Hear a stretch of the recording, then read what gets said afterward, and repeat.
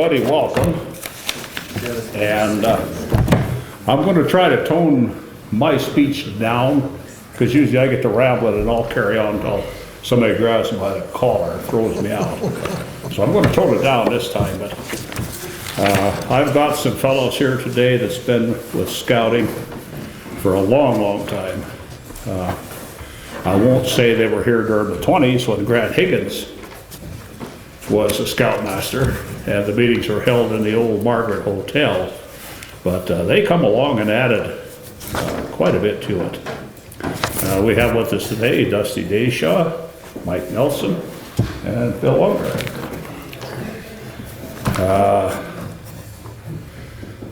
I'm going to get kind of wordy here. I'm going to throw a little story in about one of my personal experiences with me and my family with scouting.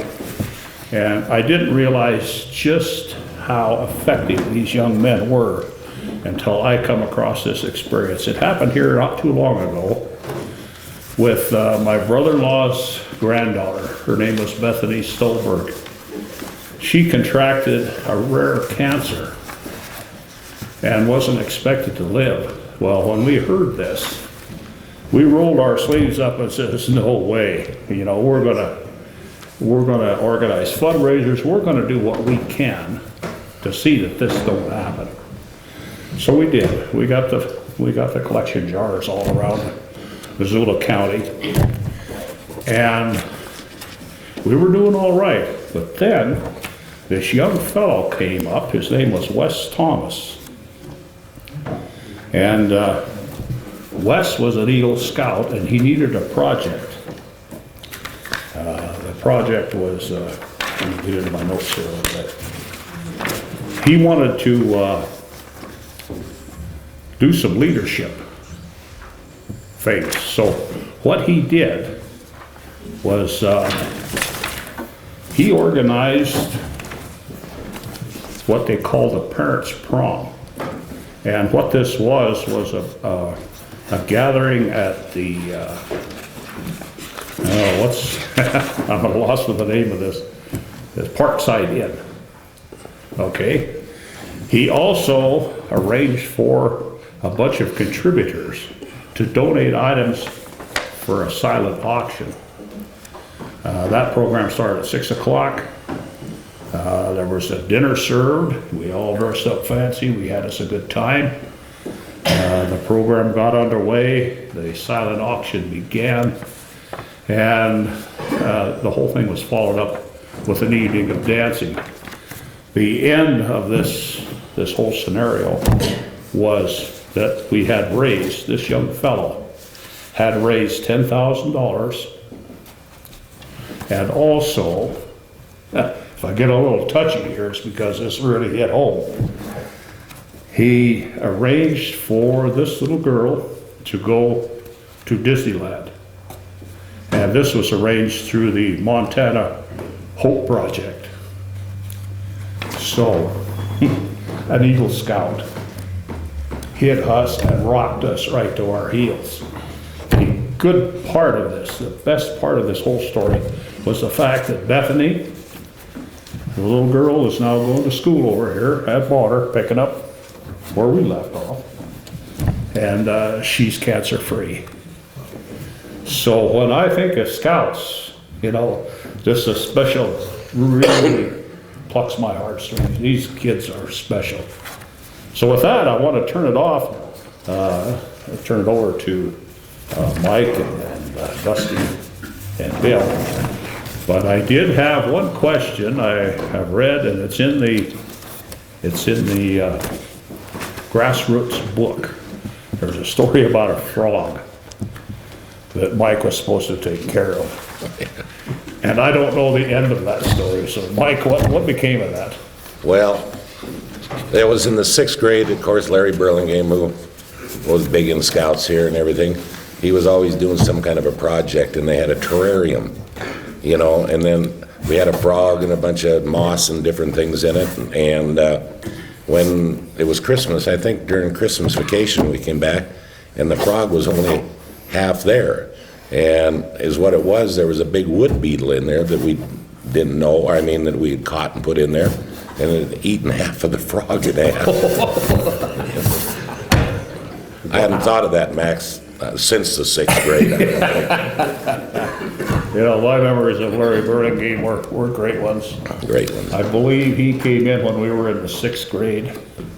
The first man teacher we had. Right. And I was a bit of a hooligan at the time. And with the lady teachers, I got away with a lot more than what I should have. And I was wondering what Larry was going to do if I get to clowning around. And he eventually wound up being one of my best friends. I had the good fortune of helping him teach a hunter safety course one time. And I thought that was rather an honor for me to stand up in front of a bunch of students with this old veteran teacher. One of the high points of my life. So, anyway, my friend Tom Yule was with us. Tom was a scout leader and has his troop. He has taken them up through the Mission Range. And Tom has a slide series here that kind of shows some of his hikes up through there and the young fellows that was involved in that. It's magnificent pictures. And I'm sure you're all going to enjoy seeing these. So we'll start out with Tom. I think you got another appointment after this, don't you? No, I'm good. Okay. So I'll cut Tom in first then, and then we'll go to the rest of us. Well, first of all, I'm not going to get too wordy here either. I like to watch the yawn factor. But it started out years ago. It all started with my father, Ralph Yule, who ran the garage for a number of years and started it. And he, when I was growing up, when I was about 11 or 12 or so, my father developed some really bad back problems. Those of you that know my dad probably never dreamed he had back problems. But he kayaked until age 80. But he did have some severe back problems, and our doctor was old Dr. Harris. I don't know whether some of you might have heard of him. But Dr. Harris said that, well, we could fuse things, and of course back then the technology wasn't what it is now. And he said that if you we could fuse that back, but he says if you treat it right, it'll fuse itself and you'll be fine. And I think we need more doctors like Dr. Harris now. But at any rate, Dad said, well, what should I do? He says, put a backpack on your back. And so he did. And the rest was sort of history. He started hiking, and the first place we went as a family, we walked into Crystal Lake from Lindbergh. Dad was always an avid canoeist and later a kayaker.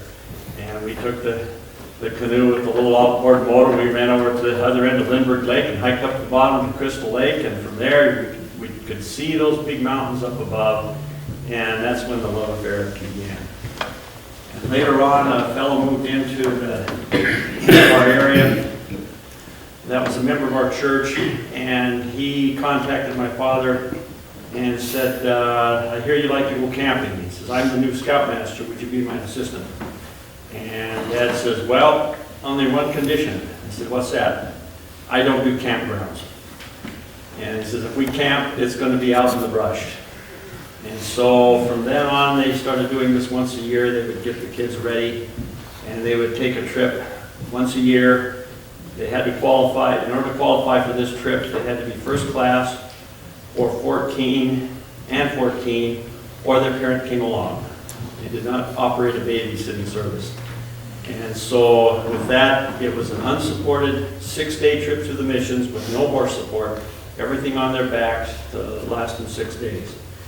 And there were a lot of good things that the kids learned, and one of the things was they learned to help each other.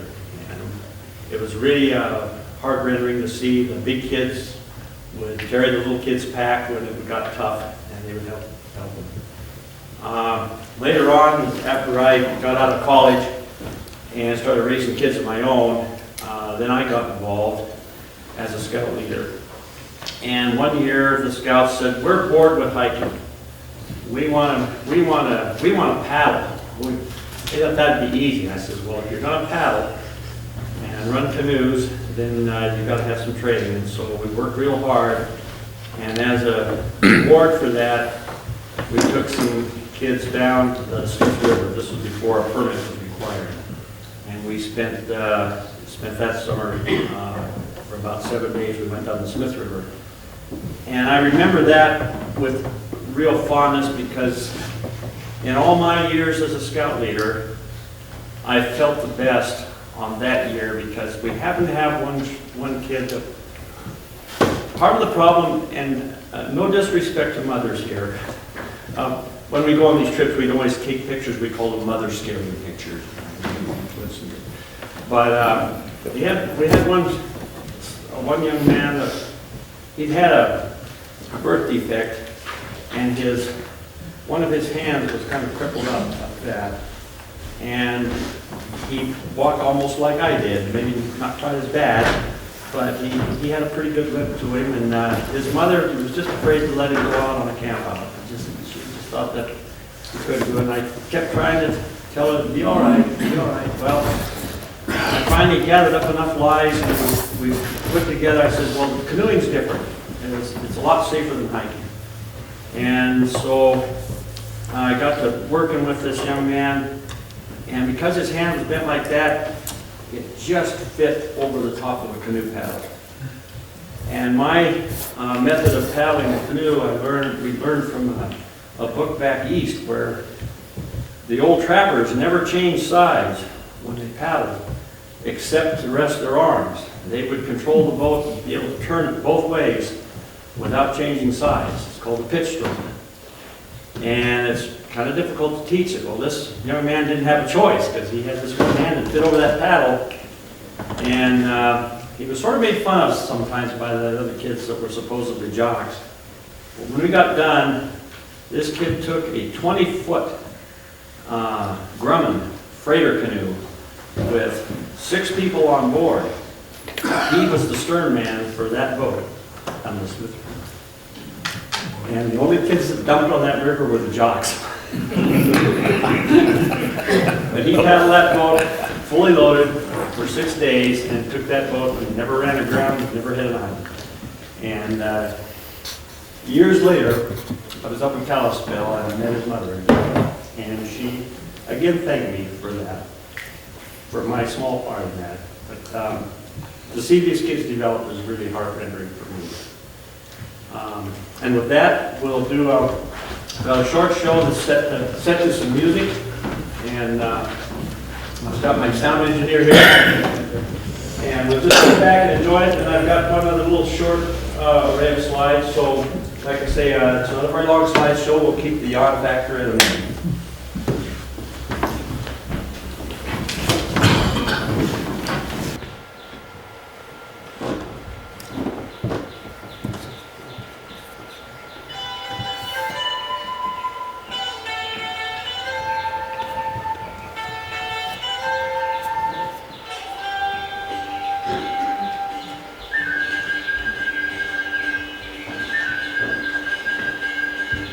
Come along and sing a song you knew before.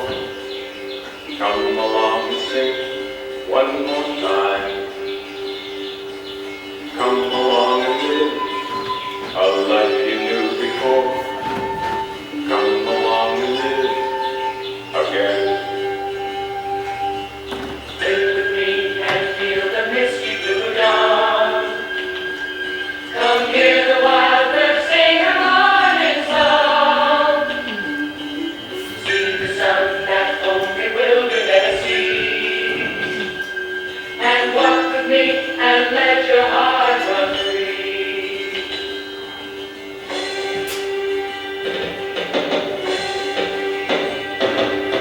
Come on along and chase the wind once more. Come on along and try one more time. Come on along and find the trail once more. Come on along and live again. Come with me and see the river run by. Come hear the canyon mama wander and cry. Breathe the air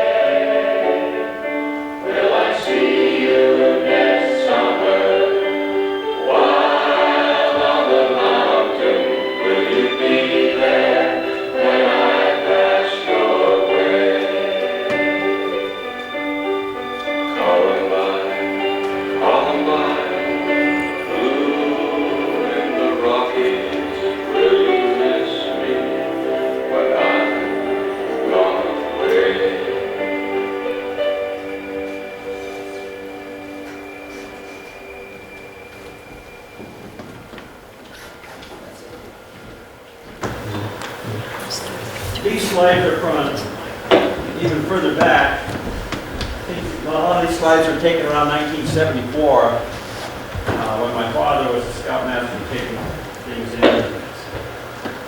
There was, it's amazing how little the mountains have changed. The only thing that's different now is the mountains have gotten bigger. You find that every year.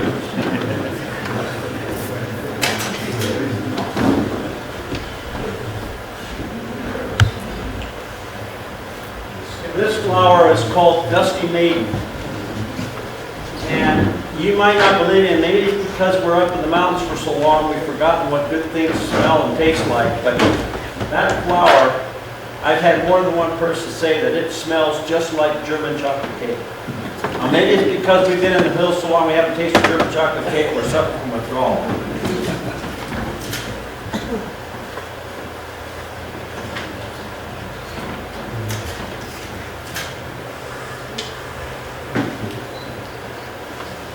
This lake is, that's Lost Lake. The lake further in the distance is Crystal Lake, which is just above Lindbergh. And that's looking east across the Swan Mountains.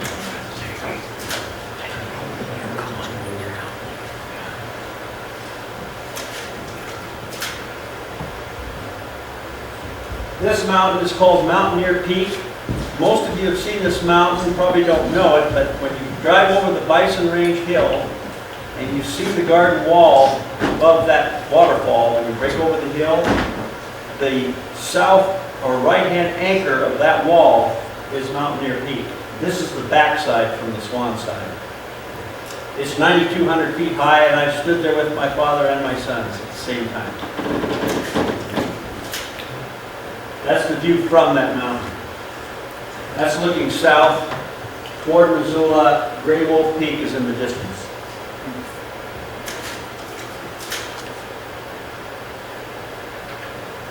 Now, it's interesting on Lost Lake, it took me the first year after I had a hip replacement. The first year after my hip replacement was my celebration trip because I'd been on the floor for about a year and a half.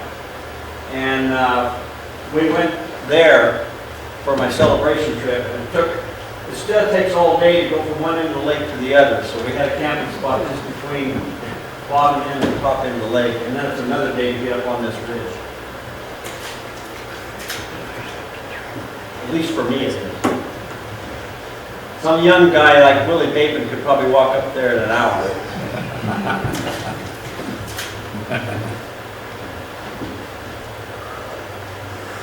I believe the young man in the middle is Kelly O'Toole, if you know, any of you remember the O'Tooles who used to live here.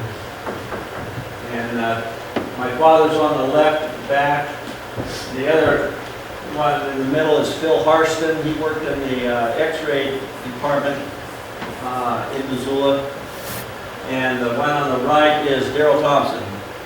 And he worked at our shop for a number of years.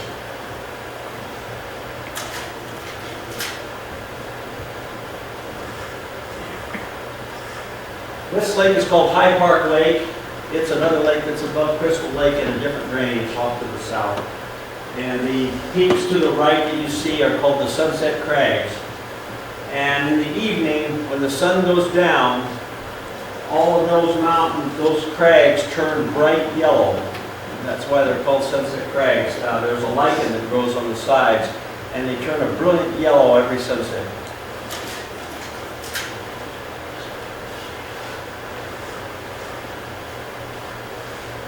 This is in the upper High Park Basin. When we camp up there, every person had their own spring. There was 1,000 springs in there, in every little draw.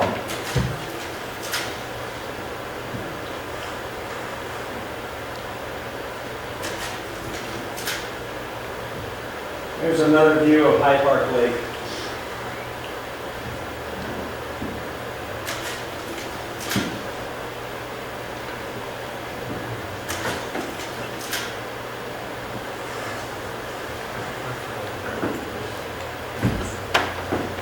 This is called, I believe that's Weather Peak.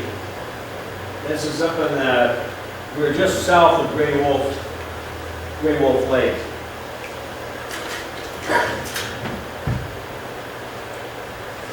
People ask, what trail do we take? There are none. That's another view looking at Turquoise Lake in the foreground, and right next to it in the middle is Lace Lake. The lake down below is Glacier Lake. That's a pretty popular lake to hike in.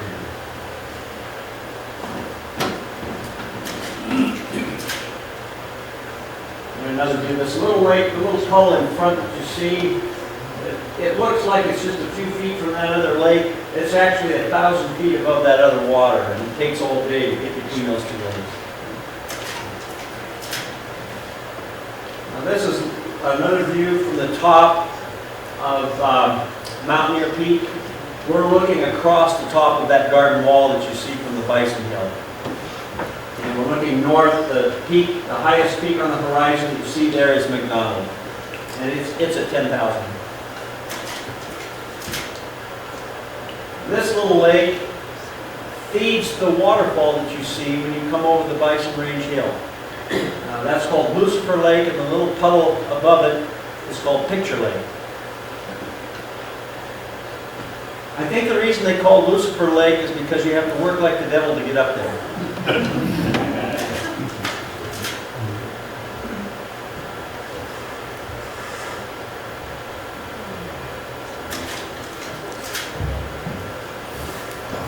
Another view from the top of Mountaineer Peak. Mountaineer is not the highest peak, but it's probably my favorite one to climb because it's a true point. When you get on top, you can literally just turn around and see 14 lakes and 7 glaciers.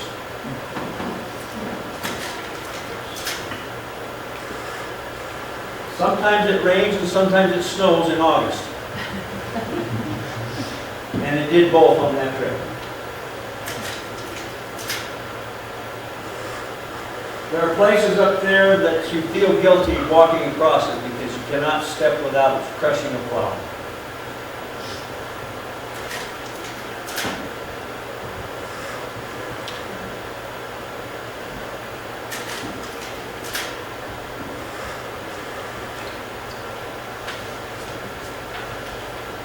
One thing about the way we organize these trips, we changed.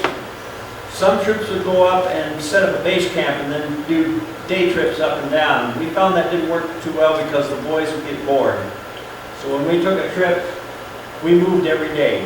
They took down their camp, put it in their back, and then we'd go someplace else, set up camp again. And we didn't have to worry about them running around in the evening because they were tired out. That's the name of the game for the adults, is to keep the kids tired without killing yourself. Another shot of the Upper High Park Basin. One of my favorite places. This is called Mountain Gentian. That was my father's favorite flower. And that's so steep it turns upside down.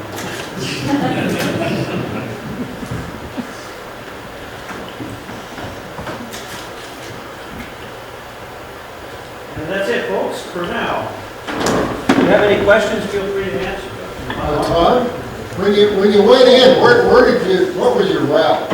It varied. We had about, over the years, we worked out about 6 different trips usually with the young men. Did you usually come in from the Swan side and go over? Most of the time.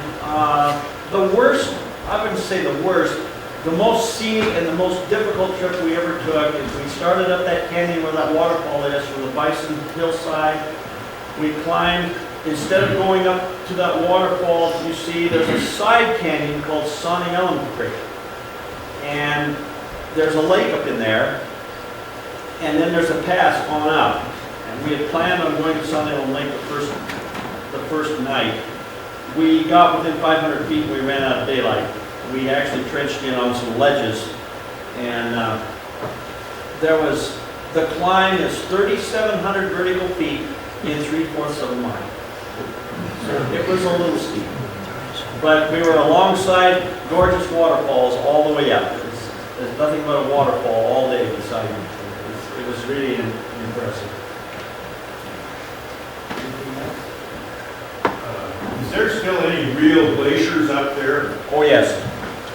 Yes. They're probably smaller than they were 20, 30 years ago. They are, but one of the things that I've noticed, and people think that it was just general warming conditions that caused a lot of that shrinkage. What really was causing the shrinkage through the 80s and 90s was Mount St. Helens. Because what happens is the snow would melt back to that ash, and 4 years after the St. Helens occurred, we would go up and find ash on that snow. And of course the ash was dark and the sun would drive, and we noticed the snow would melt right before our eyes. In one day we could see the snow melt under that dark ash. The ash was quite dark and it would soak up that sunshine. And that was a big factor in shrinking those glaciers. Anybody else? Thank you very much.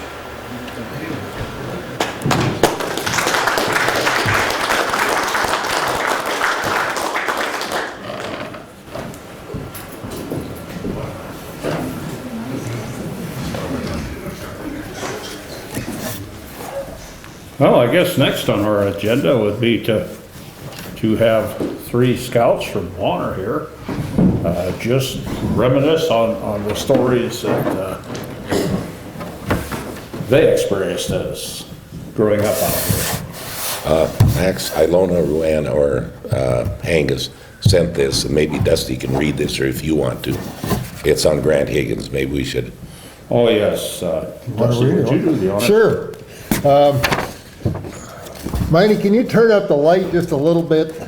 While she's doing that, let me say that Bill and Mike and I and Max were all about the same age, and by the time we got involved in scouting in the 50s, there was already a lot of stuff that had gone before us. And I was thinking in connection with this presentation today that one of those old-time scouters was Grant Higgins. And so I'm really glad to see Ilona did this little piece on Grant, because he really was one of the founders of scouting in the Bonner area.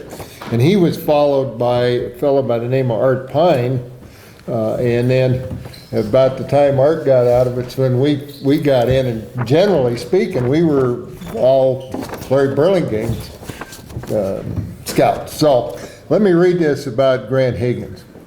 Grant Higgins, scout leader, 1940s and 50s. Grant Higgins was a scout leader in the late 40s and early 50s when my brothers Ray and Dennis were in scouts. His goal was to provide the boys training and exposure to many of life's skills and chores. The boys were in the program a few years, at which time they used the Boy Scout manuals and worked towards getting merit badges in first aid, hiking, swimming, skiing, camping, and other life skills. They went on to summer camp at the Boy Scout camp at City Lake. Grant was not only involved with the Scout program, he also taught swimming to numerous boys and girls in the Blackfoot River between the cliff and the train bridge above the Bonner Mill. We all learned to swim and run the logs safely across the river. Logs are floating down the river to be used in the sawmill. Grant was qualified to certify young people in water safety programs. Many of them continued on with jobs at the McCormick Higgins Pool as lifeguards and swim instructors. Winter sports and activities brought Grant with youngsters to teach ice skating and skiing. He worked with and promoted my brother Rudy to develop his skiing as a national champion and Olympic hopeful, but he fell and broke his heel training for the Olympics in Colorado. Having no children of his own, he set a fine example showing honesty, high morals, and discipline for all. His employment was at the Anaconda Lumber Mill in Bonner as head timekeeper and first aid when needed. Grant is a grandson of one of Missoula's founders, Captain C.P. Higgins. Much of the information regarding the Higgins families at the Fort Missoula Museum, our developing area in Milltown and Bonner, would do well to name something in his honor. And this is from Iona Rihanna Higgins, West Riverside, March 20th, 2011. So I think that's a good point. Grant Higgins really was kind of a model to a lot of us, and we probably as a community ought to think about naming something in his honor.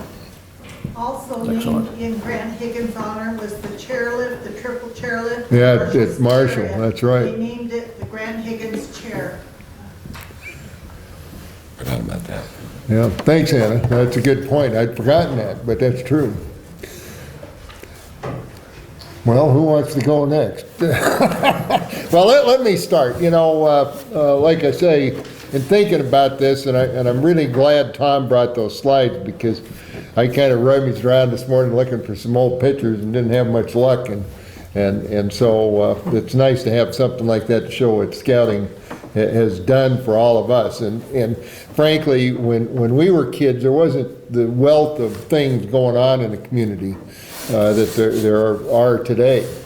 There wasn't much in the way of athletics, there wasn't much in the way of activities, and generally speaking, with the exception of basketball in the wintertime, the only thing that there was scouts. And as a consequence, everybody belonged to it. And it's not like today where maybe some kids participate, but most don't. In those days, everybody participated. It was just one of the things you did.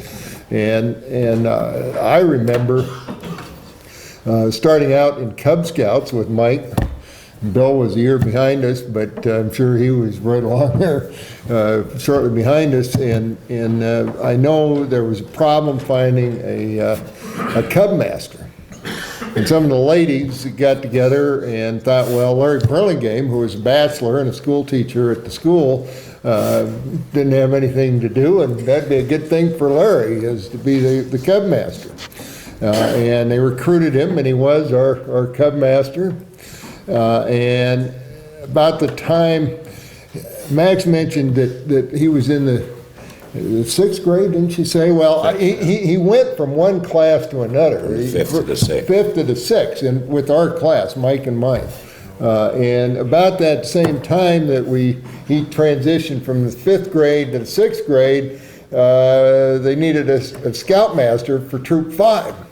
And he kind of graduated right along with us from Cub Scouts to Boy Scouts, and was our scoutmaster for a number of years, and really, I think was a amazing leader for all of us. We generated more Eagle Scouts, I think, than hardly any troop in the country did during those years, and it was largely because of his involvement and leadership that we all accomplished that. And then eventually, some of us hadn't quite gotten our Eagles yet when we were in Scouts, and we moved on to high school, and you became explorers, and he was our explorer advisor too. And most of us got our Eagle Scouts, I think, about our freshman year in high school. It might have been a couple of, I think Bill was kind of a child prodigy, and he got his in the 8th grade, but most of us had to wait till we were freshmen. And we took some trips too. We didn't go into the missions. Most of our trips were shorter than that. We had a number of camps all over the place, and of course it'd rain every time we went camping, but Larry used to joke that the community would be stricken by drought, and finally the desperate community would come to Larry and say, Larry, would you call a camp out so that it'd make it rain? And it always did, of course. One of the big trips I remember was a canoe trip on Flathead Lake.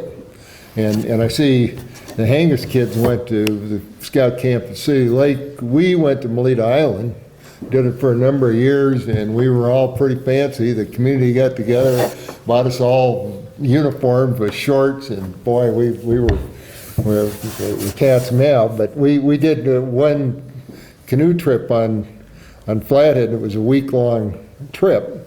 Took us several days to make our way up north, and we ran out of time. We had to come back, and we did all that in one day. But that was really one of the high points of my scouting career. And so I guess I've probably talked enough. Mike or Bill, do one of you want to pick up where I left off? Go ahead, Bill. Just a couple, I was thinking of a couple things to chat about. My experience, when my family moved to Milltown when I was in the 4th grade, and I didn't know I had a choice not to be a Boy Scout. I thought it just was kind of understood that that's what you did, was become a Boy Scout, and I did. And I remember, especially Larry Burlingame, and going through that, and working towards the Eagle Scout badge, which the three of us got, I think, at the same time, along with about 4 or 5 other boys in the community. But a couple of my fond memories, probably the fondest memory was a camp that Dusty alluded to. One of the camp spots we had was, and we called it Camp Deschamps. It was up real close to where Dusty lives now. And we would go up there, and we had different parts. You know, the Milltown boys had a part. I had a place they stayed, and boy, you took care of your place, and you didn't help anybody else with theirs because we wanted ours to be the nicest. But we, I recall a couple summers going to Malete Island, and even though we were Boy Scouts, and every one of them ended up, I think, in life being a very upstanding citizen, we were still from a blue-collar community. And so one time up at Malete Island, I remember, I won't name who was involved, but I was involved, and we killed a squirrel. And Larry Burlingame says, well, if you kill something alive like that, then you have to eat it. So we butchered it and skinned it out and got a frying pan with butter and cooked it and ate it. And by golly, it wasn't too bad. So we went out hunting again, and Larry and Mr. Burlingame said, where are you going? And we said, we're going to get some more squirrels. And he said, well, I just want you to know, if you get any more, you're eating them raw. So we put off hunting anymore. But, and again, kind of a funny thing that I remember is the canoe trip that we took up Flathead Lake. One night we ended up near the Lutheran Bible camp, and they had girls in their camp along with some boys, and we thought that was pretty cool. We thought we were going to get to spend the night there by the Bible camp with these girls and be able to talk to them and that, and that didn't happen. We moved on. I think Mr. Burlingame knew that was potential trouble. So we moved on. But I guess my experience, one of the things that was really important to me is later on in life is when I would apply for a job, and I would have on my resume that I was an Eagle Scout. A couple of times in the interviews, that was really the only thing that the interviewer would talk to me about off of my resume, was the fact that I was an Eagle Scout. And when I put it on there, I didn't really think a lot about it. Somebody had told me, include that in your resume, and it was really important, and it really stood out. One of the things that really stood out in my resume. And so, it's, looking back, the times I had, not only personal times, but the times I got to spend with friends that are still my friends, 55 years later, is just priceless to me. But we did have a lot of good times. We really, we were young boys that were mischievous oftentimes, but I think if you look at the picture of the Eagle Scouts that I was a part of, all those guys did well. Well, like Bill and Dusty said, we all kind of started out together, and I can remember, clear back in the first grade, my first den mothers were Mary Poffenberger and Lee and Leona Nelson. They had a boy, Leonard Nelson, some of you might remember way back.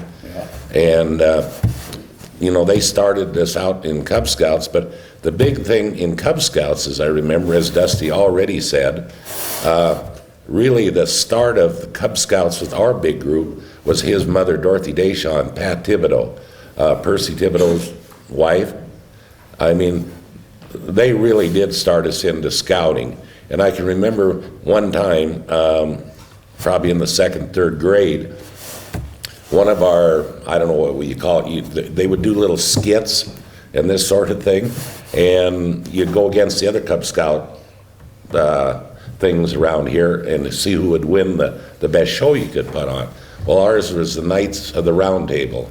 It was kind of called, and I got this big idea to make this, a shield. It looked like, kind of like the old Knights of the Round Table. And I remember, you're in about the 3rd grade and the saw was bigger than I was, but at that time we didn't have TV, and I remember my folks were in listening to the radio. And my mother had this nice old oak table that she had gotten from I guess her mother or something. And I'm up standing on the table sawing this, and I sawed the whole end of the table off along with with the shield. I'll tell you, I wasn't in real good happy times in the next many days. But as time went on, getting into Boy Scouts, this is one kind of on Dusty. We had one of the first camps I ever went on. And our scoutmaster at that time was Bert Lone, and I think George Pataya. I think Art Pine had given that. And the men here at the Lutheran Church, you had to have a sponsor. And I think at that time, the sponsor was like, not Ladies Aid, but the men's group that was here. And Bert Lone took us up in an old truck up on the Bison Range. And today, they must have known it. But we camped on, I think it's Crow Creek that goes through the Bison Range, and it's just full of rattlesnakes, and kids are digging in rock piles and digging out snakes. I don't think anybody was ever bit, but that night we slept there, and I think Dusty and I slept in a little pup tent. Well, I woke up, I was gone. and Dusty was gone. Well, he found out, and he was always eating different things. In that creek, there was these freshwater mussels, and they were about that big around, and we boiled them in a coffee can or something, and he ate a bunch of them, and I think he hallucinated during the night, because they found him about a mile down the road, just in his underwear, walking down the road.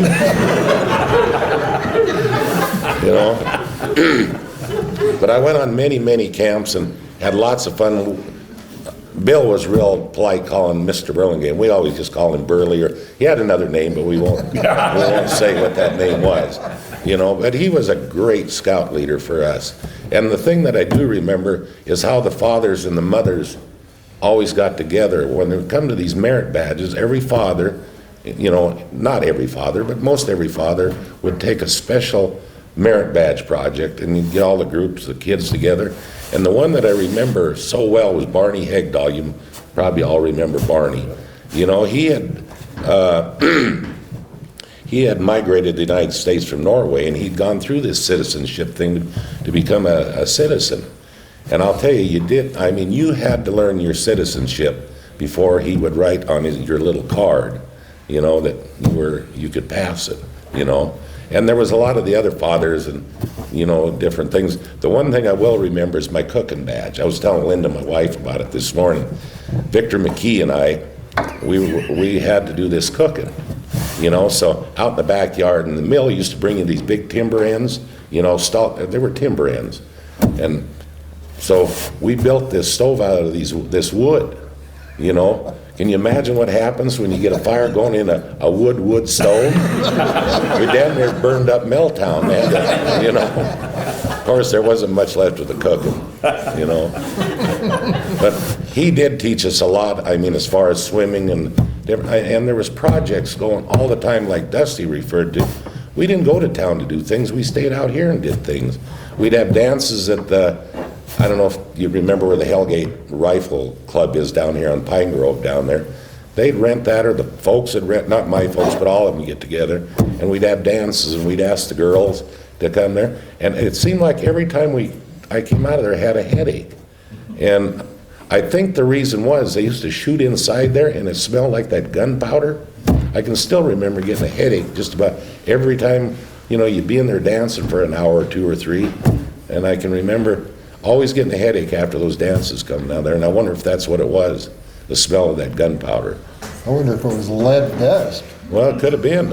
Seriously. They shot in there, and nobody ever thought about that sort of thing, back in them days. But, like Bill said, and Max, and we just had a great time as being scouts back in those days, But it's fun to kind of reminisce about those kind of stories, and all the things we did. A lot of stories we can't tell you, you know. Bill and I have talked about them before. I mean, they weren't bad, but I mean, oh, we better not tell that, better not tell that. But it was fun. We had great times out here. And that's about all I can remember right now anyway, Max. Well, I recall, whoops. I'd just like to say, one of the things that I never got to experience is going to a national jamboree, but Pat McDonald's here, and I think, Pat, did you go to a national jamboree? 1953. 1953, and maybe, I've always heard about them, but I never went to one. Maybe you can tell the group a little bit about that. It was a wonderful time. You were talking about Art Pine, and he was our leader at that time. And I didn't get to see, I was in the 8th grade. And I can't remember exactly why the scouting started then or how it transpired. That's when we got involved. There was Mickey Gonsher and Chucky Reardon and myself went on the jamboree. And that was a big, big deal. And still to me, it's a big deal. And I remember there was Walt Stage was a leader and Claire Conroy was a leader. And one of the big parts of it, they put us on a train and took us on a train out to Seattle and then on down to Irvine, California. And, didn't get to ride on trains very often back then, and that was a lot of fun and all those guys together. And then I remember they put us on a big Greyhound bus and we were going along the coast down in California. And most of us had never seen the ocean. And so they pulled off the bus one day there, we were going along on a nice sunshiny day and told us to get into our suits and go swimming. Well, we go running out into that turf. And man, it's just boiling. And we, a bunch of kids, we'd never seen the ocean, and I'm still amazed that some of us didn't drown that day. You go out there and you just barrel your head over tail, so that was fun. And then the jamboree was in Irvine, California, which if you drive down Irvine now, you see 10 gazillion homes. Back then it was just a big open, barren ranch.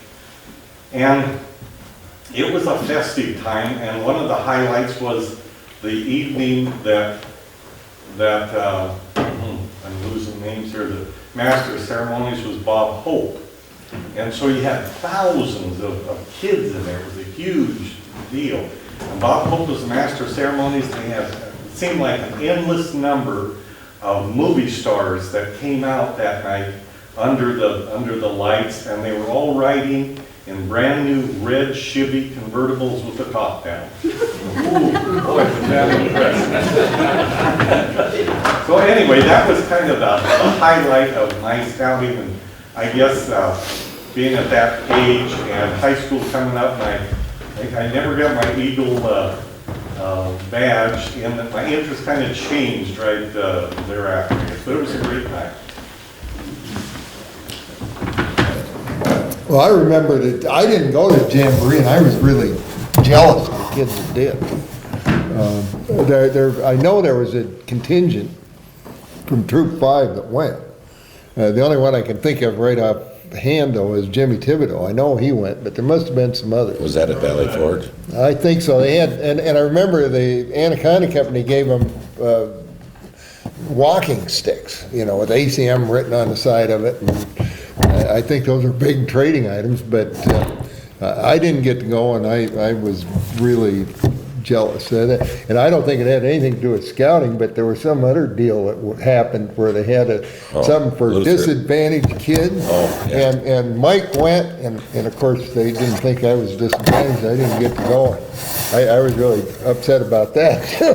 Well, it was kind of a funny deal. It was the Liquor Association that put it on for the kids, and the church here is the ones that sent us.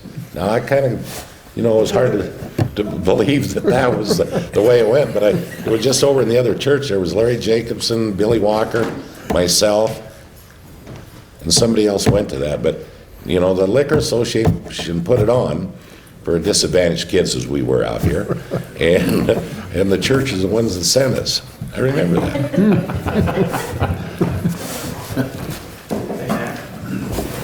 I wanted to do a little follow mentioned Lita Island. That was kind of a miracle in itself in later years. I don't know how many of you are familiar with that story. But, you know, Lita Island went dormant for, the scouts lost it. And it stayed there for about almost 40 years. 30 or 40 years, I believe it was. Nothing happened. It never got sold. It changed, well, it did get sold. It changed hands, I think, about 5 times. But it never got subdivided.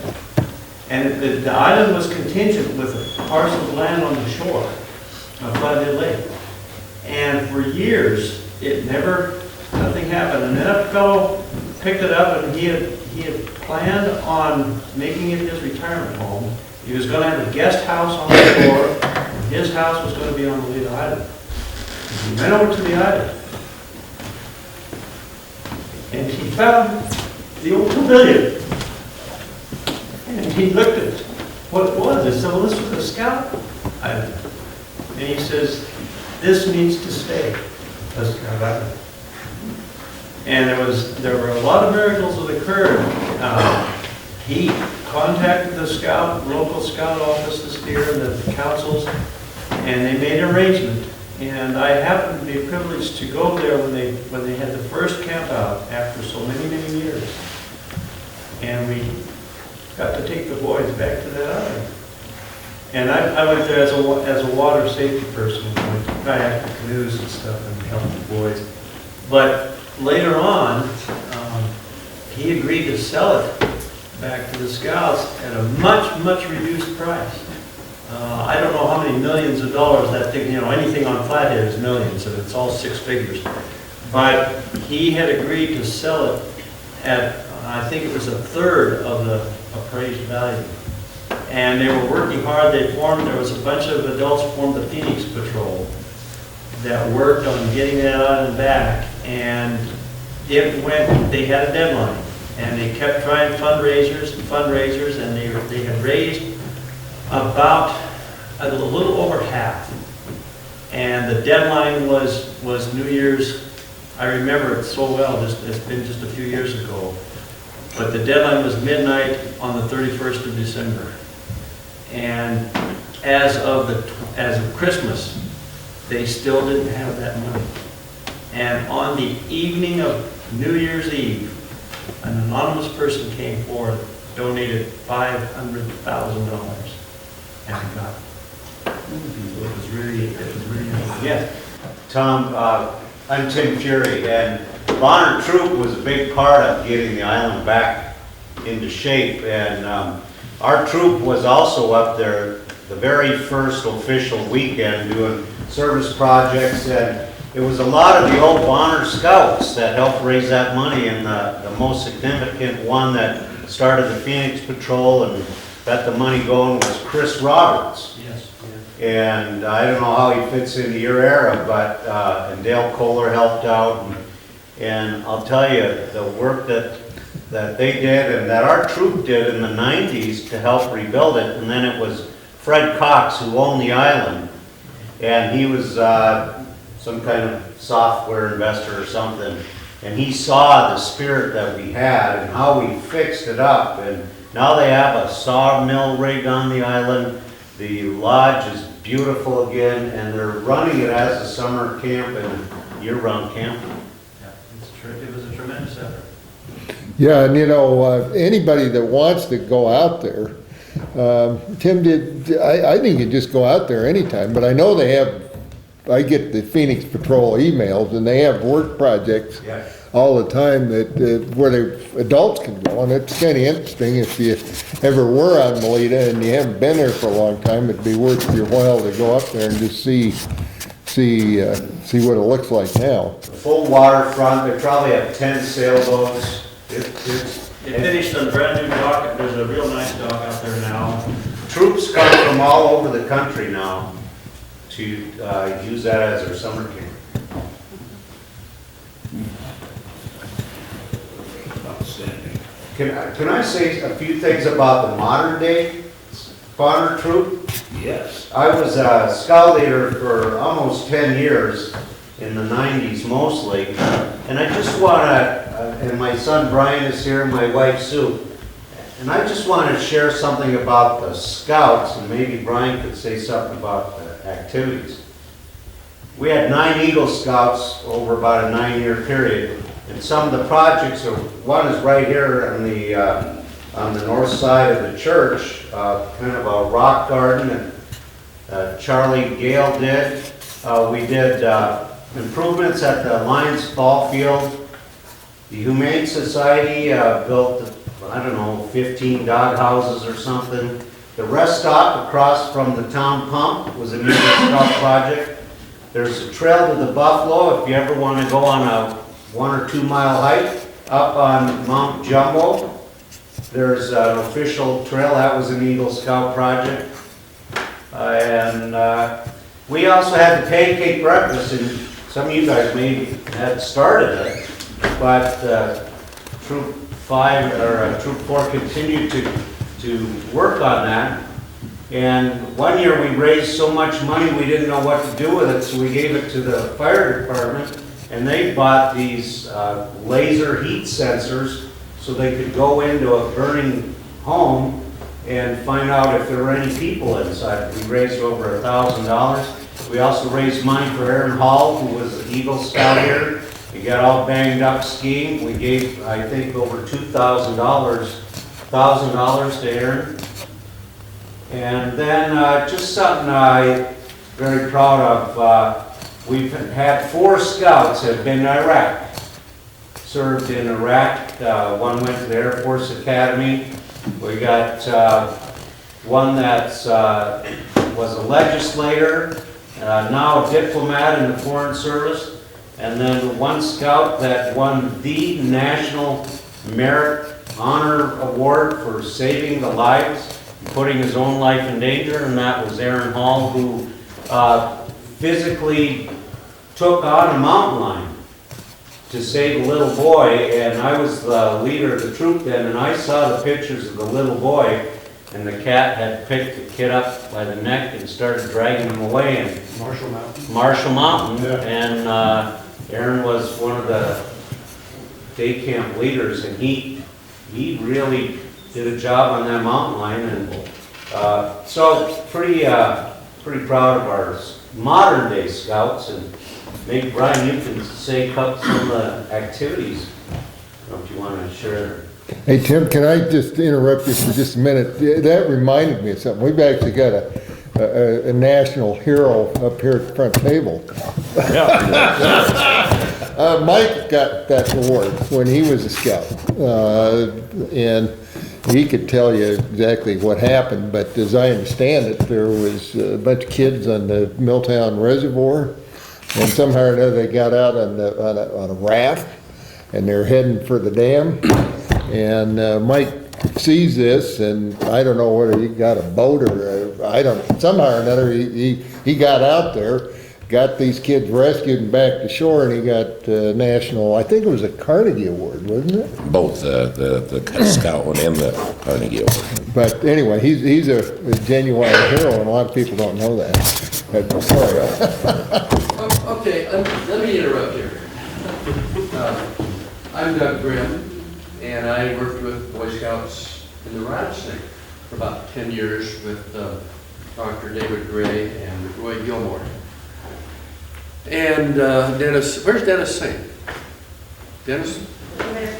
Behind you. Oh, okay.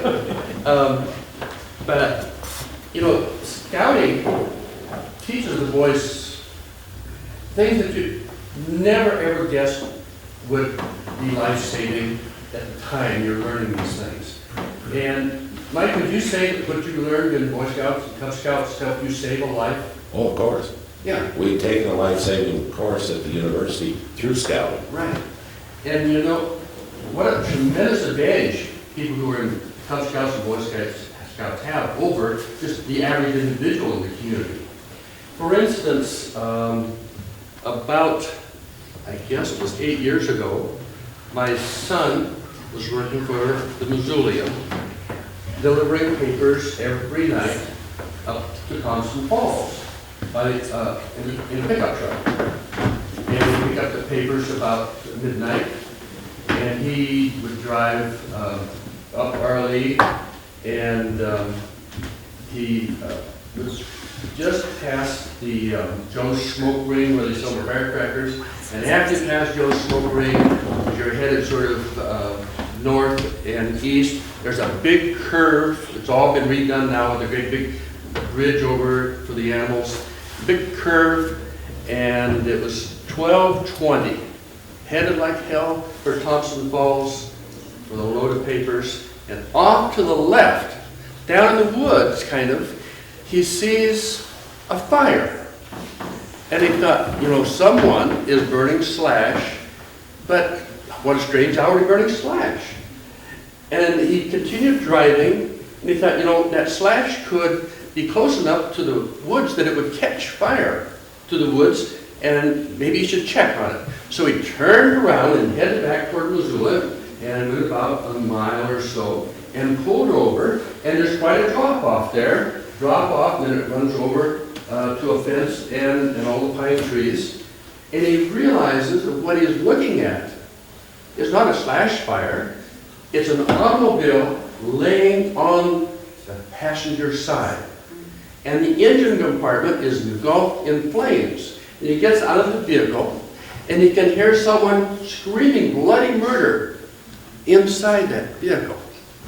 So he stands up on the road, here comes a car, and he flagged, no, they just went around him, another car, and they just went around him. Finally, a big chip truck comes along, evidently from a mill in Polson, and he gets that guy to stop, and he says, would you help me? And then the guy said, well, I'll give you this little fire extinguisher.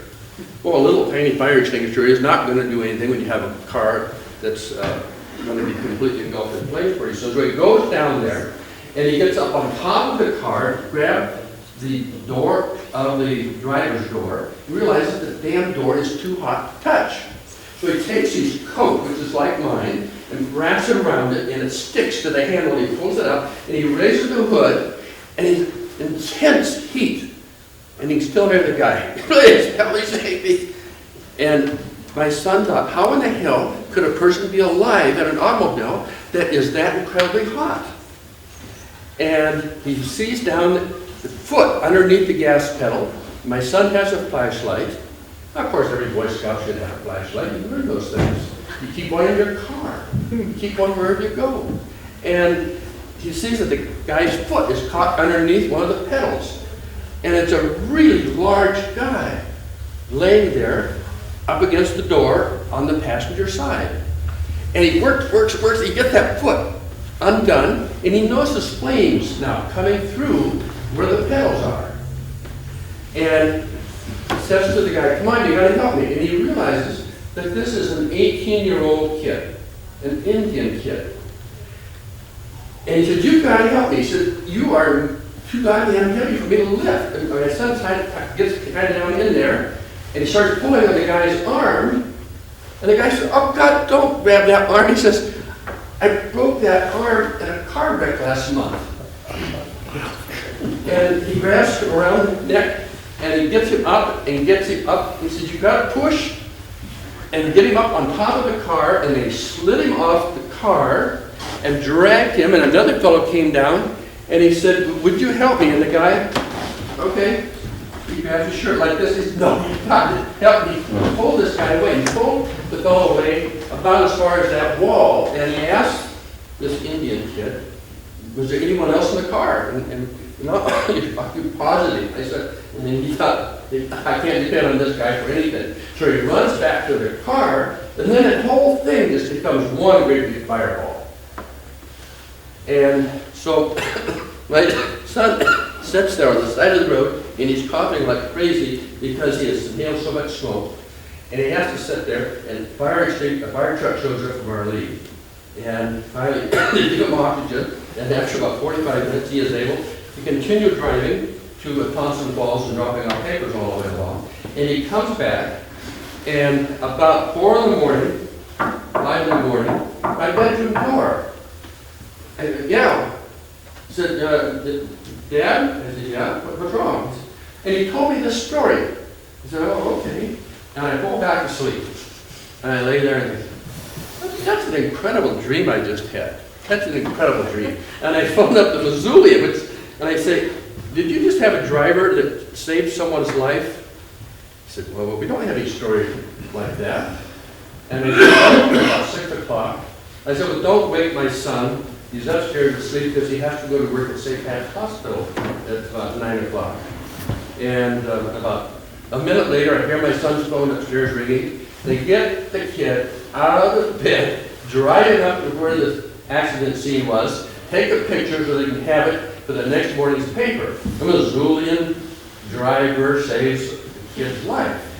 And from that, the Highway Patrol makes a recommendation to the governor, and Schweitzer invites him over to the Capitol, and we sit there, and 4 other people get these heroism awards. And I had seen a trophy, a gold medal, that someone had gotten from Nagano, Japan, when they just won first prize. It was about this big around, sort of looked like a CD disc, wasn't really fancy at all. And I looked at my son's that he had hanging around his neck with the state map on it and all this engraving and stuff, and thing on the backside saying, you know, Tyler Grimm Heroism Award.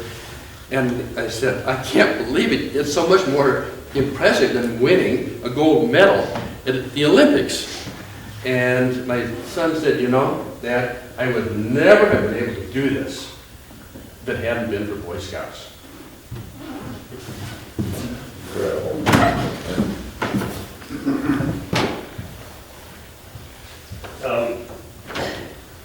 A few things that were touched on here. I'm a bit younger than you guys.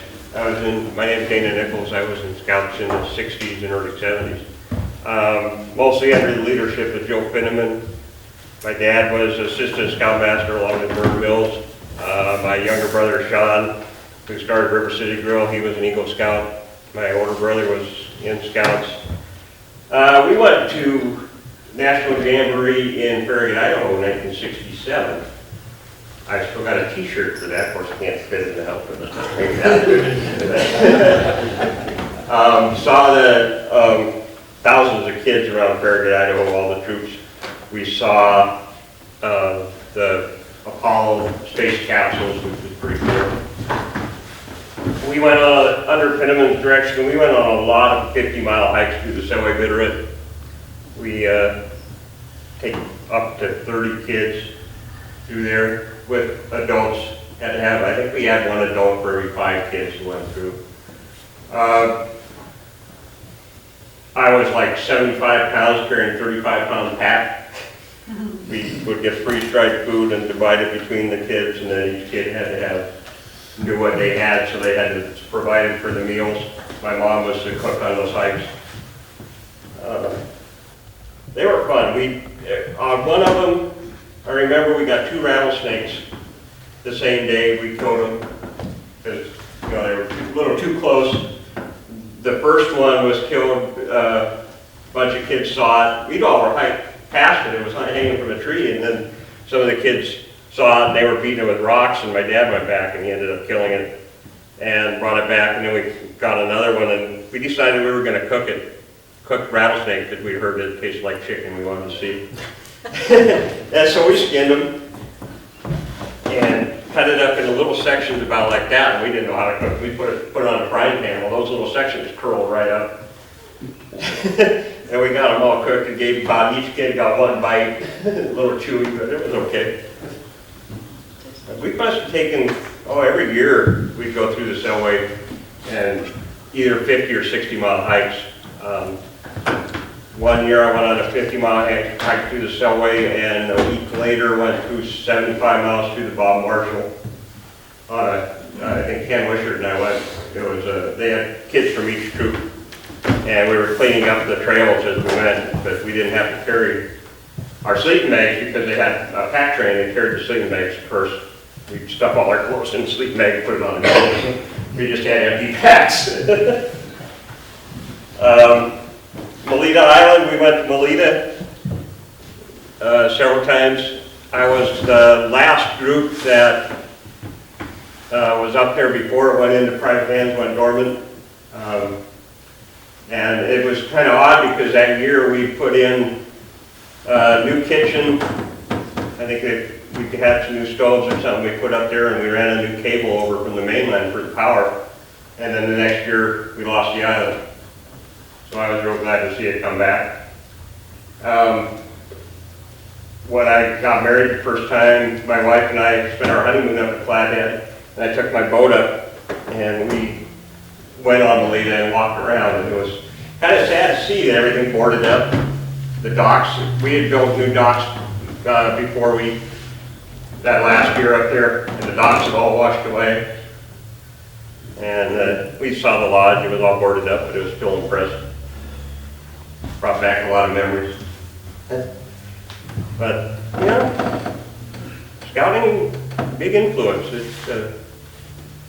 We did some of the meetings we would have over at Zimmerman's where the Lions are. We had a ball diamond set up over there, played baseball. Sometimes we went to my parents' place, we had a baseball diamond in my dad's back pasture, so we played baseball there. So, but overall, yeah, it was good times. Thank you, Dad. Yes. Yeah, Mike told the story of being up at Moise, and it had to be a district camp out. I was as a kid then in Troop 6. And it was a district camp out, and all the troops around western Montana were there. And our big briefing meeting, I remember, all the adults are giving us the warning. There are a lot of rattlesnakes up here. The kids have to be careful.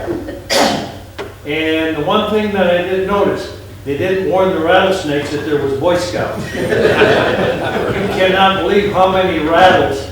I mean, kids are running around trying to find snakes so they can have rattles. And who has the biggest rattles? The other story that would be nice, if my wife could tell her story of her scouting experience with our boys. Come on, Anna. Come on, Adam, you can do it. Let's hear it.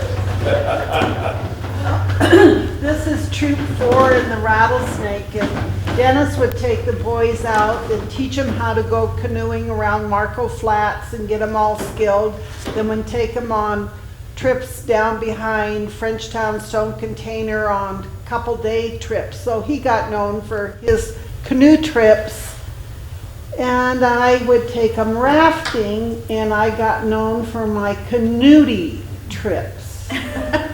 And I'll tell you of 2 trips, and canoodie means nudies. And one trip, I had my son JC drive the car down the Blackfoot to Daigle's Eddy, where we would stop and have lunch, and all the lunches were in the box. And we had stopped there, and I sent the kids up while I'm tying up the raft, and little Galen Hollenbach, he's now in the politics scene in Helena. Sorry, Galen. But he comes down and says, Mrs. Singh, there's nudies up there. And I says, are you sure? So he ran back up the hill and came back down and says, yes, I'm sure. And what it turned out was a man and 2 women on a blanket. So we walked, and I get back to the car, and they're stuffing sandwiches in their face as fast as they can, and just dead silence. Finally I said, did anybody see any nudies down there? And they just broke out laughing. And so then when we were done and went back on the raft, you know, I said, hi, as we went by, and they said, she talked to the nudies. But when I went down the Alberton Gorge, I had to hire Pat Doty of Rocky Mountain Whitewater, I think it was, to take it down because it's too risky on the gorge with insurance and everything. So we had about 3 rafts, and Tom Yule can tell you the most popular place to take a break is that Fish Creek on the Alberton Gorge, and it's very pretty. Well, we came up where it was by like a little hill, and there was a lady there hoping Playboy would like her photos. And she was so appropriately undressed. And she's doing her little things with her little veil that she had on, like a bridal veil. And there was 2 fellas taking her photos. And so after the scouts had seen everything they wanted to see, the oarsman on the raft said, "Hey, there's a bunch of Boy Scouts down here." So she bent over and gave the boys a good show. And Dr. David Gray, that was mentioned earlier, he was the scoutmaster and said, "Oh, it's too bad we don't have a photo of this because no one's going to believe the nudies." And I said, "Give me your camera." So I went back there and they covered her up and I took a picture. But I got known for, every time I took the scouts out, we ran into nudies. So I gave them a different kind of education. So when we would have the potlucks and stuff, you know, with the scout groups, we would talk to the parents and they would say, "Oh, Johnny never said anything about his rafting trip." Isn't that right, Ken? I heard about it at my house.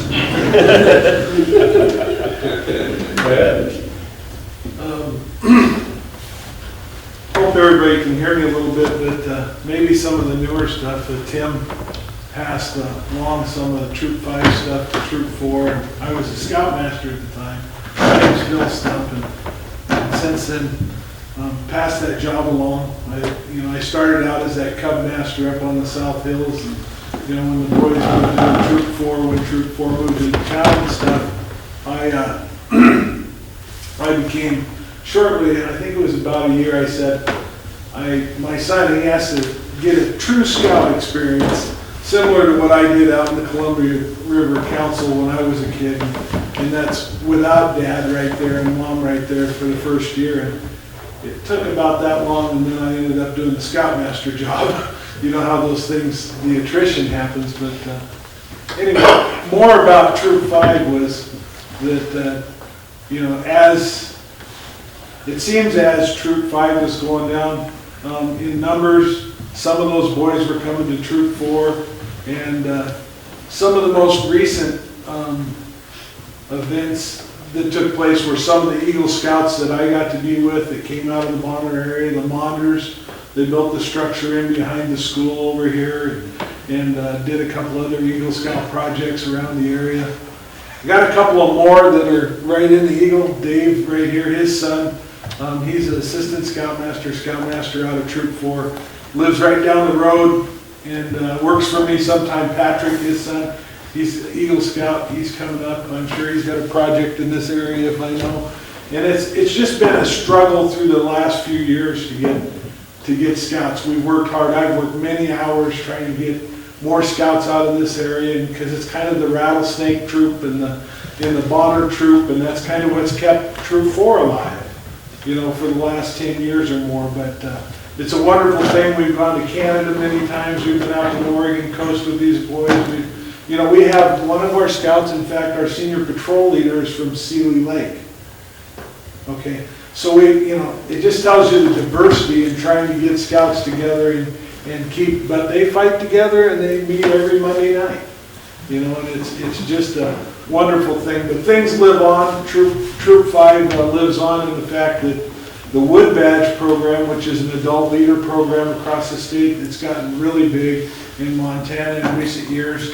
The trailer, the covered trailer, is now the Wood Badge trailer for the state, and it travels to each one of the Wood Badge camps and along with all the training. So it's, it just carries on the tents. I think Dave had a Wood Badge project, and a couple of the tents that you'll see in different scout projects now have some internal pole systems for them and stuff, and those Troop 5 Boy Scout tents are still alive, the old wall tents, and lanterns and stuff. We have a whole bunch of gear. We got more gear than we need for 2 or 3 scout troops probably. But I just want to take a couple minutes to let you guys know that, part of Troop 5 is still alive. The biggest reason I probably came here was to hear about Marco Flats, You know, I've been around this area for about 13 years or so. And when I was a kid, we went, in fact, when I was a Cub Scout, my dad was a Scoutmaster, we used to go up by Mount St. Helens at Spirit Lake. And it kind of went by the wayside, you know, when Mount St. Helens blew. So it was one of the old scout camps that I remember as a kid.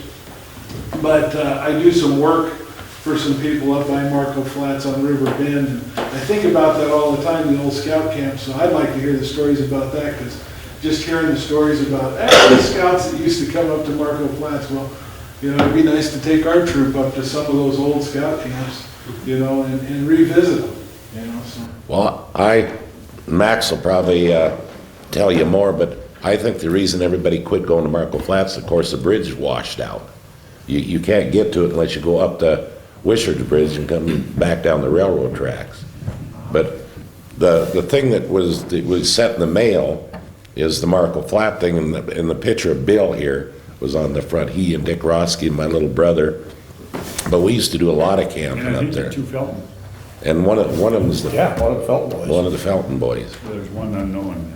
And there's some log work you could see in that picture. And I remember Dick Roski's uncle provided a tractor, and we skidded logs down to make all these parking places, you know. But it seemed like it was a great place for the university kids to come and drink, you know. So every time you'd fix up something, they'd have a big beer party up there. Not that I'm against drinking beer, of course, but everything that we would do up there, and there was a building up there that some church had it from the university, and it was a nice building. They had electricity and everything, and we'd rent that and have dances there at a time or two. But a lot of our camps were up at Marco Flats, you know, that we camped. And I think when they talk about Grant Higgins and Zeph Space and the old Scoutmasters, I think that's where they all camped, when you could drive up there. You know, right, you know where the Blackfoot Tavern is? Where the walking, swinging bridge is? That was the driving bridge that you went across to get over there. Well, the upper end, I work for some people. I take care of some property, and it's like a fishing lodge on River Bend there. You know, so I look at the upper end of Marco Flats and always kind of wonder, because the property that I get to manage up there is just gorgeous, you know. And I always think about, oh, the scouts would have so much fun here, you know. Yeah. But just being a scout by blood, you know, that's just right. Fun story about Marco Flats. I remember when we were in Scouts, we went up there to clean up the flats one year, and we worked all day, and then we camped above the picnic grounds. And as we were settling down to camp and everything, then we heard a bunch of cars coming up, and it was the partiers coming up there to the picnic grounds. And they were getting a little wild, and one of the adults that was up there, we had one of those flashlights that had the blinking strobe light on it. And so we taped it to the top of his truck and took him down the road off the side road, and then come barreling up there with that light flashing. You never saw so many people separate. Cleaned it up pretty quick.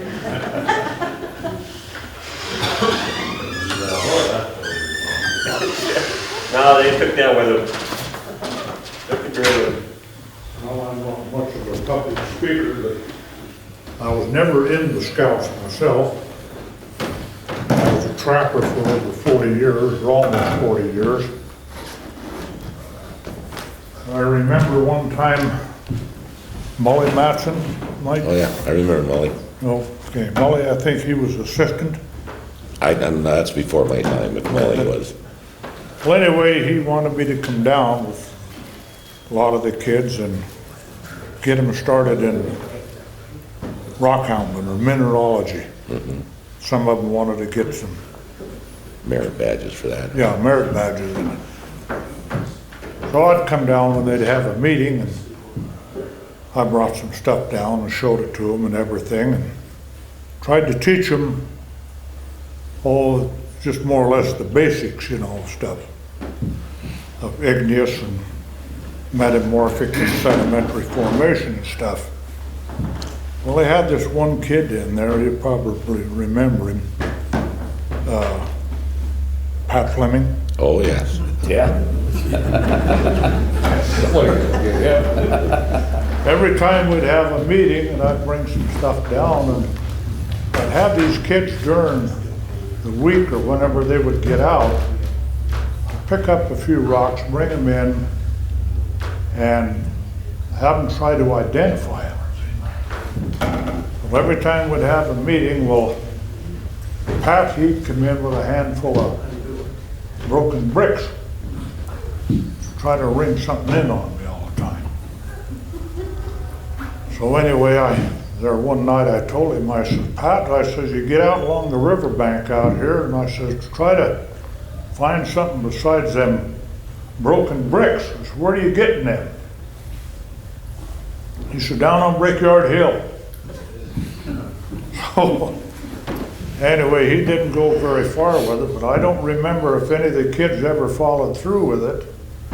But I'd go down there, I went to 4 or 5 meetings, and there were 3 or 4 of them that were quite interested in it. And I believe one of them, I can't remember his name, he went on to university and majored in geology. And I don't know, can't remember his name or whatever become of him, but he went a long way with it. So anyway, I tried to teach them all of the basics, what to look for, the difference between a igneous rock and a metamorphic and a sedimentary. You know, most of it around in here is all sedimentary. But they would come in with some pretty good looking stuff. They got them started in it anyway, and there was, I don't know, 3 or 4 of them that went on with it, I think. I can't ever remember their names, so. Anyway, that was my experience in the Scouts, which I was never in the Scouts myself.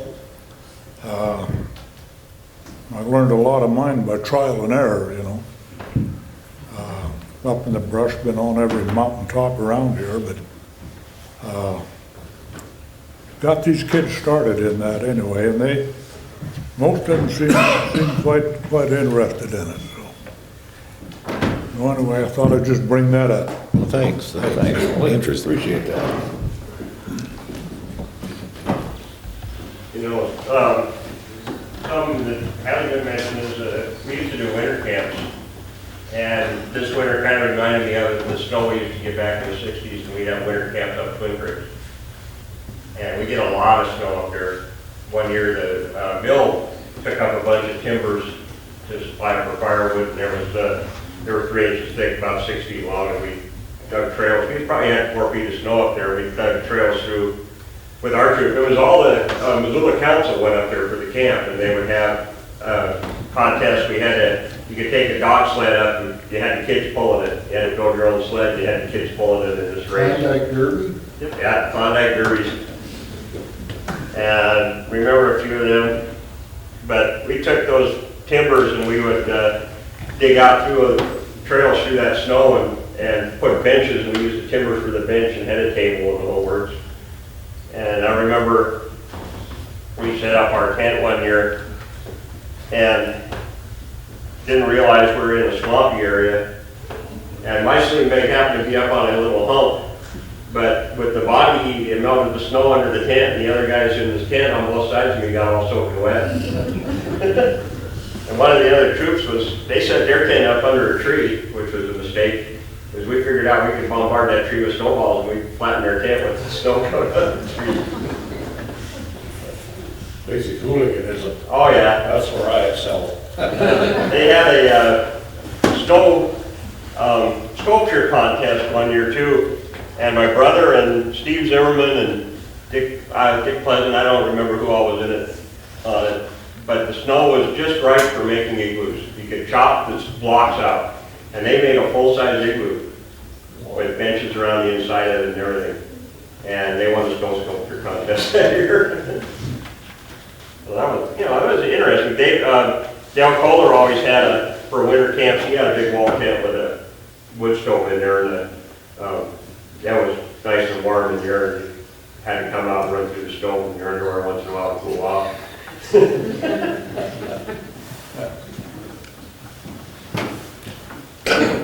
Okay, does anybody else have something they'd like to comment on? Well, I remember my very first Cub Scout meeting with my son. My wife pushed us out the door and said, they're having a Cub Scout meeting at the Rattlesnake School, and we've got to go with our young son. He's old enough to join, and so we're standing there in the gym, and Dr. David Gray divides us up into 9 groups, and so there was a West Rattlesnake group, and we were over in one corner of the gym, and we had, about 7 boys, and we were told that one of you are going to be the den leader for this year. So we all sat there and looked at each other, and I said, well, I don't have the time, I have too much work to do. And the next, I went around, and everyone who had a son there said, I don't have the opportunity to take charge of this either. And Dr. Gray came back and said, well, who's going to be the leader this year? The den mother, and we all said, none of us have time. And so he said, well, then maybe a couple of you can take it. So I said, well, yeah, I guess I could take it every other Wednesday after school. And this really nice looking gal said, well, I guess I could take it the other alternating Wednesdays. And so she lived over on Duncan Drive. Her name was Mrs. Craig. And the boys would be at my house, and then the next week they'd be at their house. And my son developed a really strong bond with her son. And we went through the whole year. We had a wonderful time at both of our houses. And at the end of the school year, a few weeks or months went by, and her husband had to go hunting up in Alaska. And appeared on the front page of the newspaper that they had a business in town, out on the edge of town, that was a bar. And they had some girls dancing there. And I think 3 of the girls had been arrested for prostitution. Jesse will remember this.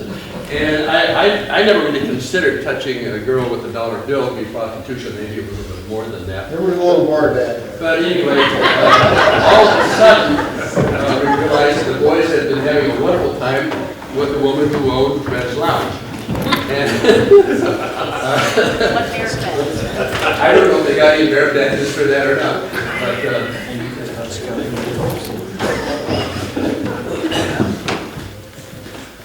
Okay, where are we standing now? Any more comments? Go ahead. Yeah, I was in a troop with Ken Wishart, and we did tons of 50 milers. I learned rattlesnake, you got to boil it first to separate the bones so it doesn't curl. Ken learned that after we tried it on Friday night. And that sturgeons do jump in canoes.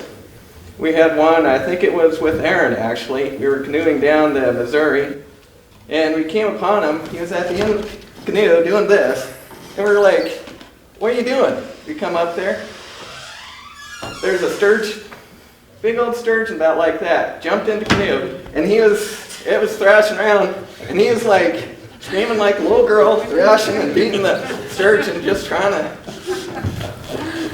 It was just like, okay. And we used to, when they used to have the bridge up here, we bicycled to Marco Flats there, and camped there, and then we bicycled out to Wishart's Bridge there.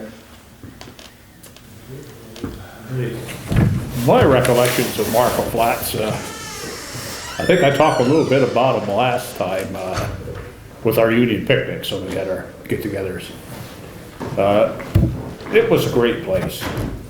If I remember right, about the time wood stoves were being phased out in Bonner, a lot of those wood stoves went up to Marco Flats and were in the various picnic spots. So I don't know if a guy who was interested in collecting parts of old wood stoves would find any up there or not. And there was some, like everybody was commenting on, there was some pretty rowdy parties up there. I was at a tender age when I discovered what Highlander beer tasted like at a union picnic. I found out that when you poke that hole in one of them steel cans, you poke it in all the way. You don't back off when it hisses at you, because my can of ill-gotten, or ill-gained Highlander disappeared, half of it, before I even got a taste of it. So with Marco Flats, for me, it was, there were some good memories to be had up there. And then just over the hill, back up towards, what would it be, the northwest corner of Sheep down there at the bottom, was a cabin up there. I don't know if many of you guys remember, called Woodchoppers. Yeah. A lot of good times up at Woodchoppers. There was one other cabin up there. The Boy Scouts had a cabin up. Yeah, on Boy the Scouts this way. Yeah. And down below what they call the Zest-based campgrounds. Yeah, right. Okay. Right. That was that place campground. Okay. That was wood choppers. Lots of scouts. So, one thing that we haven't touched on, and I'd like to make mention to it, is the Girl Scout program that we had out here. The only information I've been able to find for Girl Scouts was headed up by Mrs. Norman Jacobson. And the Campfire Girls, I found the name of Nancy Fontaine. And we haven't heard much from the gals, you know, on what was involved with the Girl Scouts. But I wanted to mention those names in case we might generate some interest along those lines to see what the gals used to do. I know one thing they used to do. My sister was in one of the Bluebird Campfire Girls, you know, and I remember when somebody said the Boy Scout used to go to Sealy Lake, that later became the Girl Scout thing. And I remember taking my sister up there. I was probably in the 2nd grade, 3rd grade, and she was maybe in the 6th, or maybe even younger. But all the girls got homesick, and I bet you every one of them, their folks had to go up and get them and bring them home, you know. And it was, you remember Gordon Bond that worked out at the mill? Yeah, yeah. His wife was a Girl Scout leader, and then Uno Copa's wife, Margaret, they were the Girl Scout leaders out in this area for a while, but that would be way back in the 50s, early 50s. My mother was real big in campfire. Right, yeah, Yeah. with the girls. I don't know much about it other than I know she was doing it. Well, Shirley Lady was part of that too for a while.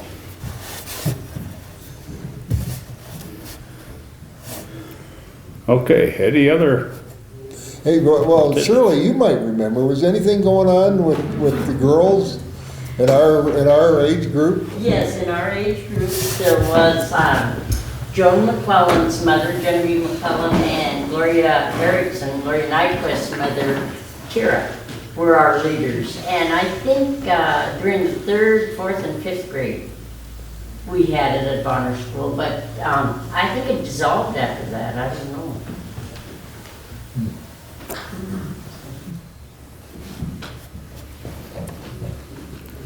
Okay, well, I guess that's our wrap for us. Whoops. On a newer note, there is a Girl Scout troop that has formed out here again.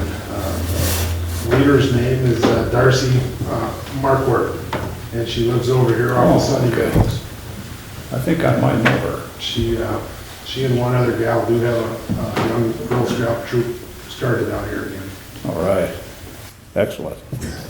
Hey, Max, you want to put this in your notes? One of the things you might mention, or we might mention, are all the people that, I guess, helped while their kids were going through the Scouts. You know, Slim Spalding comes to mind, and Al Unger, and Clarence Hay, and some of those people that did a lot of things, because he mentioned the idea of the wood trailer, or whatever you called it.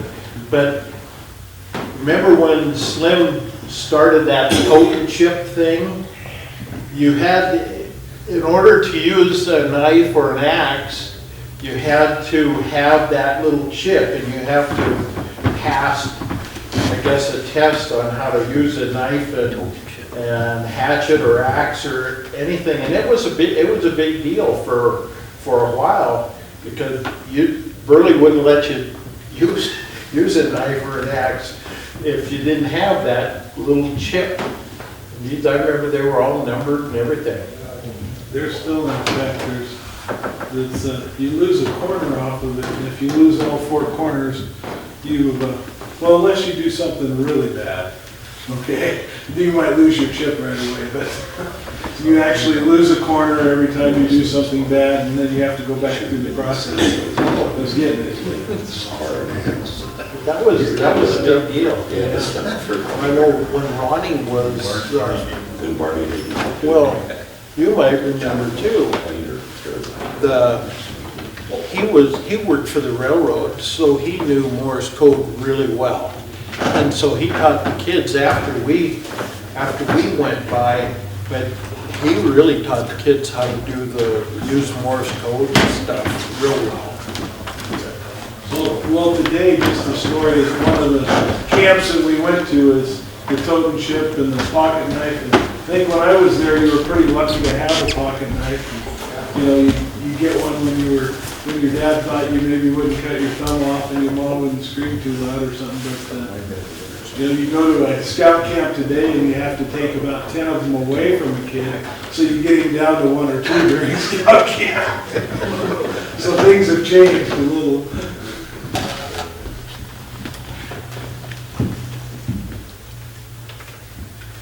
Okay. I guess it looks like a wrap for us on this one. I could Nope, ask one more.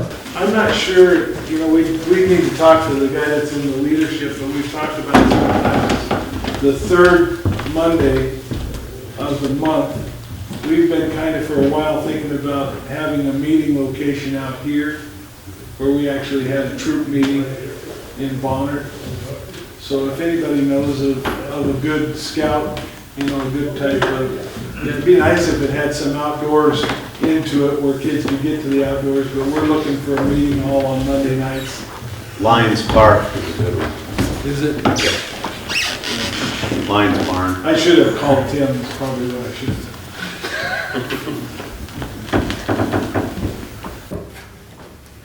done. Okay, well, I guess we have a wrap now. I think we ought to give a round of applause to these guys.